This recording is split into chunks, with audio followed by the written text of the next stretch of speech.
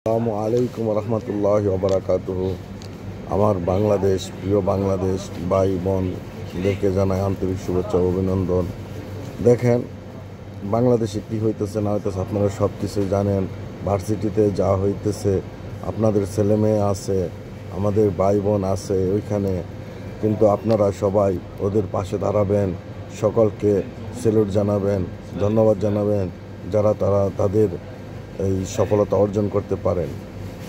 আমাদের বিশিষ্ট যারা মুক্তিযোদ্ধা আছেন, আসলে তাদের কি ছেলে মেয়ে নাতিপুতি, তারাই কি চাকরির যোগ্যতা? মেধাবী ছাত্রী, একজন রিক্সাওয়ালার ছেলে আছে, তার মেধা অনেক ভালো মেধা, সে কি চাকরি পাবে না কখনো? কেন ভাই আপনারা এরকম করে রাখছেন কেন? আসলে আমরা বাঙালি জাতি ভালো না, খুবই খারাপ। তো আমাদের সকলের জন্য দোয়া করবেন ইনশাআল্লাহ, আমরা যেন সবাই পাশে দাঁড়াইতে পারি। এবং কি দেখেন, বাংলাদেশের জন্য সবাই দোয়া করবেন।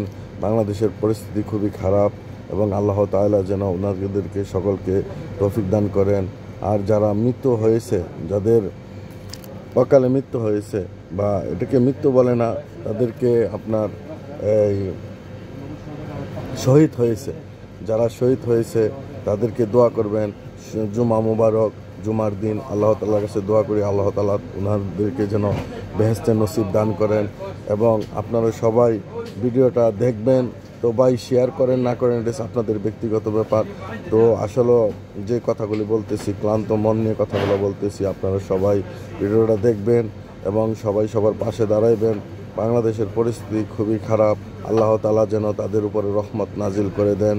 এবং প্রবাস জীবনে যারা আছেন, প্রবাসী ভাই বোনদেরকে বলতেছি, আপনারা সবাই দোয়া করবেন ওনাদের জন্য। এবং কি আল্লাহ তাআলা যেন এই সকলকে হেফাজত করেন এবং ছাত্রদের পাশে থাকবেন সবসময়। দোয়া করি যেন আল্লাহ তাআলা সবসময় ওনাদেরকে হেফাজত করেন এবং সুশিক্ষিত করে তুলতে পারেন এবং কি সরকারি চাকরিজীবী গড়ে তুলতে পারেন। তো ভালো মেধা, একজন কৃষকের ছেলে আছে, সেও তো ভালো মেধা আছে তার, সেও তো চাকরির যোগ্য। একজন রিক্সাওয়ালার ছেলে, সেও তো চাকরির যোগ্য। ভাই তো আর কি বলবো, বলার মতো কিছু নাই। তো আপনারা যা বললেন সবই ভালো ইনশাআল্লাহ, আলহামদুলিল্লাহ। সবাই দোয়া করবেন সবার জন্য, রিজকাল্লাহ খায়ের। আল্লাহ ভাই, আসসালামু আলাইকুম রহমতুল্লাহি ওয়া বারাকাতুহু।